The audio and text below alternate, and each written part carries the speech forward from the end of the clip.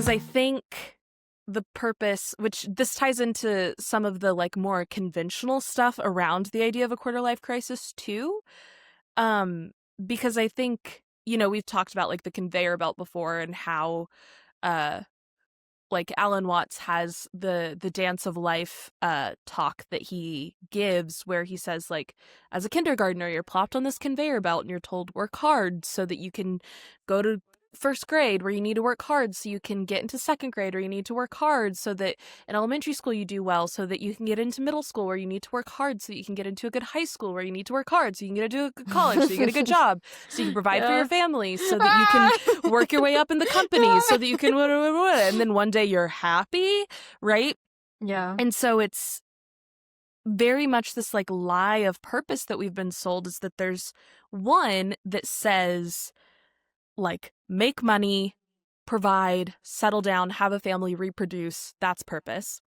Then we also have this other dimension of purpose that is like whatever your calling is on earth. And sometimes there's this purpose anxiety of people who are even more like predisposed to think like we do, have this other thing that we're kind of talking about that is like this pressure to perform your purpose, this pressure to be like big enough for your purpose, to achieve your purpose.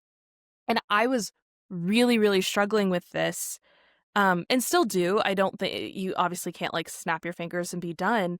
But I was like, when I actually think of this swimming in the soup of meaning and making meaning, that in and of itself doesn't make me feel scared.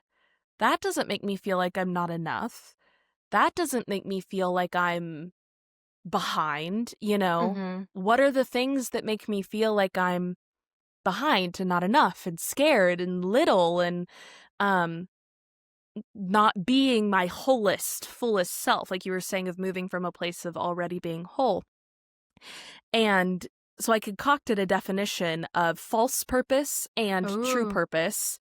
It's still kind of working, but I'll throw it out there and see what you think. Yes. It's also really funny. I wrote it down in this tiny notebook that my grandma gave me. Aww. But on the front it says, "The Lord has done great things for us, and we are filled with joy." Psalm 126:3. You heard it here first, You folks. heard it here. Or maybe you haven't. You heard it in Psalms first, probably. Yeah, Psalms said it first, but okay, but there's 5 elements of both, and they mirror each other. So where, and this relates to what you were saying about community too. So where false purpose tells you need to be isolated, true purpose breeds connection. Where false purpose keeps you fixed in that it's one purpose, true purpose is ever evolving with you. Where false purpose causes anxiety, making you feel like you always need to be doing more, true purpose causes curiosity, making you excited to keep learning. False purpose tells you need to be productive to create something. True purpose exists outside of value. There's nothing inherently good or bad. False purpose is the thing that makes you worthy, that gives you your worth. True purpose owns the fact that you are already inherently worthy. boom. I like that a lot. Do you like? Okay. Yeah, I mean, like, yeah. damn, I didn't know you'd already schematized this. No, I think we're working on it. We're working on it. No, I mean, the way you expressed it is like so concise and clear, and I'm like, yes, exactly that. The only one I have a question about, though, I think it was the fourth one, where it's like, that purpose, like the relationship of purpose with value, I think. Oh yeah, because I'm assuming by that you didn't mean like value in terms of like good or bad, like ethical good or bad. Or? Yeah. What I was trying to get at with that was to really exist outside of the like productivity schema of capitalism. That like you don't need to produce something out of it. So maybe there's another way to frame that in terms of like it just is, or like it's creatively expansive as opposed to productive. Yeah. So maybe No, if you have I any ideas do. about a different way to frame that, I'm all ears. Could you read the fourth one again? Yes, so I said false purpose has to be productive, and true purpose exists outside of value of being good or bad. So it's certainly like Yeah. I No, do think it tends towards like ethically like quote unquote good, but I think I'm trying to remove it from this idea that like you're it good in tr- virtue of being productive, and you're right. bad in virtue of not being productive. And this thing of like existing outside of money too is part of it, and that like if you Yeah. want to make it a business, like how you sell your paintings and I do cohere, like that is not like you're allowed to do that, but you don't have to in order for Yeah. it to be purpose, because I think sometimes that's a lie you're also sold, that it's like, well, and if you figure out that, I'll use you as an example, like artistry is your thing and painting is your thing, then that has to become your entire life and you need to be a painter and that Yeah. needs to be the whole thing that you do. And it's like, well, hang on. There's also a Yeah. way to engage with your purpose that isn't, I'm an independent artist and that's the only thing I do and that's my Right. livelihood too. Like it can be, Yeah. there's different ways to engage. I So, mean, this yeah, ties into this. We always gotta bring it back to Heidegger, you know. But like, this is our good friend. our good friend. This is an idea there too. I mean, I think it was William Blattner, it's like a Heidegger scholar. I think he was the one who kind of described it in this way of like inauthenticity. Like, let's take a professor for example. Um like being a professor isn't automatically like authentic just because like you initially decided to pursue it authentically, because like authentic Dasein, or like the mode of being we have as human beings, is like it's always a not yet. Again, the kind of like incompleteness, always notness, you know. Um, but I think the idea there that I do actually really like is like just being like, I've chosen authentically to pursue a career as a professor. And then once you reach that point, like if you just sit in that and kind of stagnate in that, even if maybe you feel like, this might not be for me, and I don't really feel like I'm flourishing like I expected I would.